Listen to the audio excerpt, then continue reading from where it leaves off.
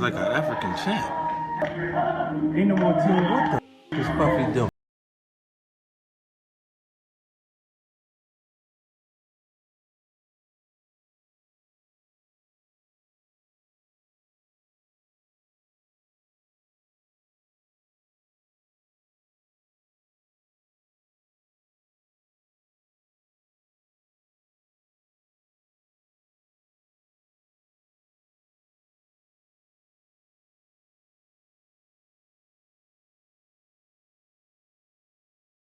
Music like an African champ more, what the is Puffy doing? I am a have a drink to forget about this. But said to me if this place go up in flames right now, the only mother that will survive is that any say he a shepherd for the devil it was God talking to me. You know what I'm saying because of the way it made me feel emotionally. I broke down, start crying all over the place in the car. And I'm sorry I was thinking about trying to do this to somebody 'cause it was really in my heart.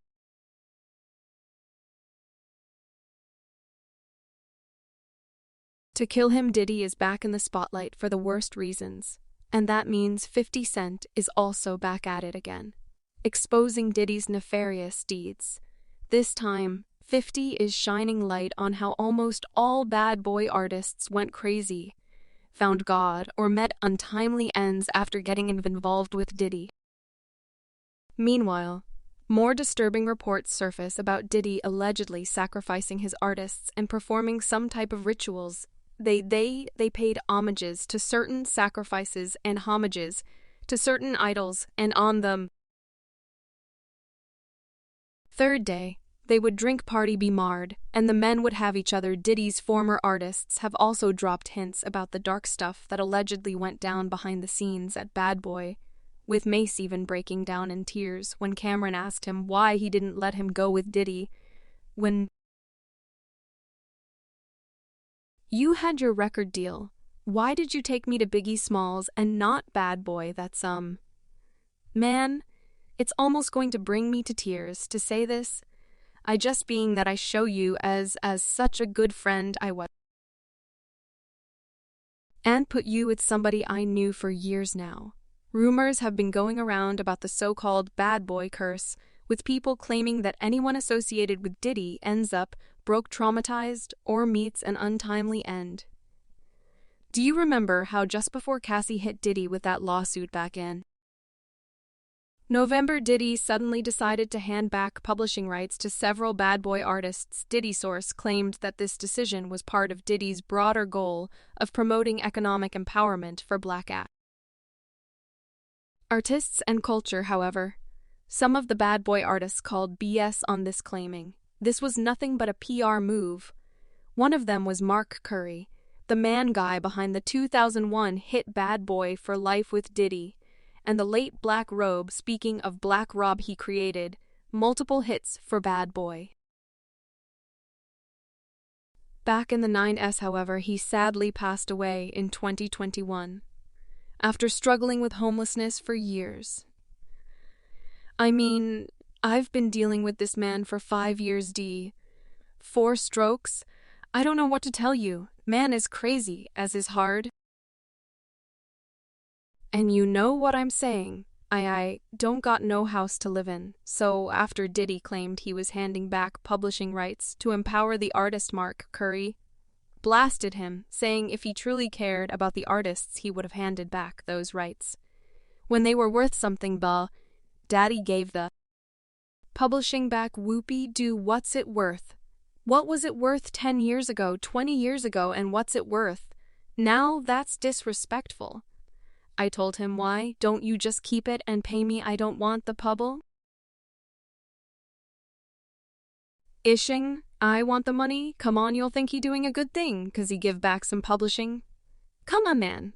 It's not worth anything. But this wasn't the first time Mark publicly called out Diddy. In his 2009 book Dancing with the Devil, Mark spilled the tea on how Diddy would sneak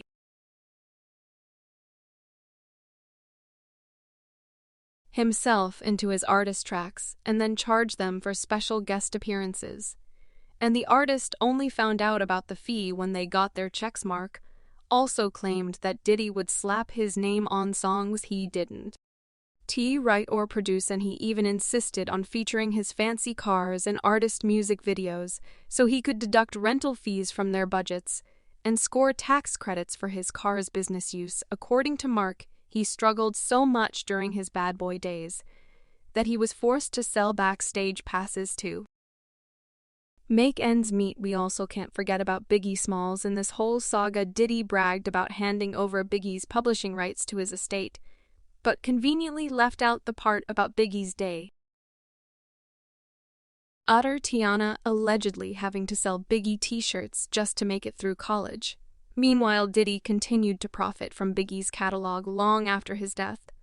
But believe it or not, this isn't even the worst thing Diddy did to his artists. Enter 50 Cent, who claims that Diddy is the devil in the flesh, who traumatized his artists to the point they either met untimely deaths or had to run for their lives and find God. A series of 50s-old IG posts recently resurfaced where he called Diddy Satan, accused him of being involved in Biggie's death, and then listed all the artists who had to run to church after his 50. First posted this photo of Diddy and wrote in the caption, "I rebuke a you say Satan. What you say no?" Puffy Juice next up 50 shared a photo of former bad boy artist Gep, who was convicted of murder in 2012 and sentenced to 15 years to life. But this case was extremely bizarre, because Gep turned himself in almost 17 years after the murder happened. On December 15, 2010, he walked into an NYC precinct claiming he took the life of a man and Queens back in 1993, and although police were skeptical because Jeep was reportedly under the influence of some substance, when he confessed, they later matched his confession to a cold case and charged him with murder. As for Diddy, he released a statement at the time, saying that P did the right thing by turning himself in. Maybe something was troubling his soul. Diddy said, "'Cause he was real quiet. He's the type of guy who wouldn't hurt a fly. I don't know what happened in that instance, but he did the right thing and manned up to it. But if you ask 50 Cent, something is fishy about this whole situation." 50 said Geep, after dancing with the devil got high, walked into a police station and confessed to shooting a man 16 years earlier, now serving 15 to life where they do that at after. This 50 shared a photo of Diddy with Biggie, implying that Diddy was responsible for Biggie's death. He wrote in the caption, "Big dead after dancing with the devil." And then 50 shared posts about several former bad boy artists who found religion after running away from Diddy. First 50 posted a photo of the late Craig Mack, who was reportedly involved in a controversial cult before his mysterious death in 2018.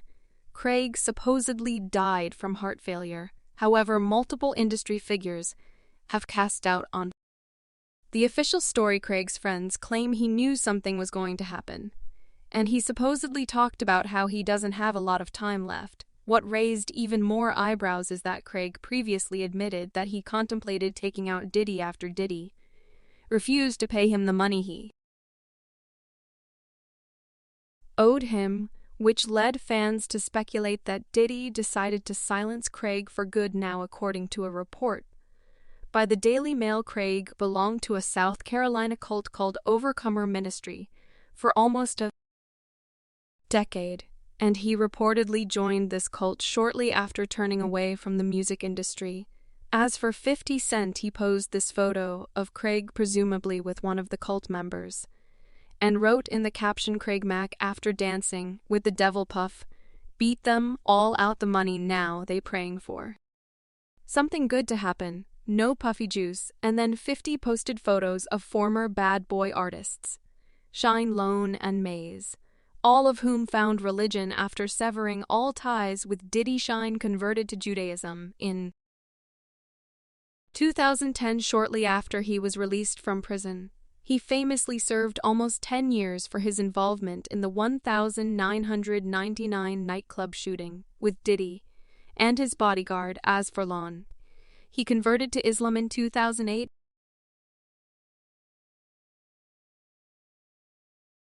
Start his own record label, however. He later retired from the music industry entirely.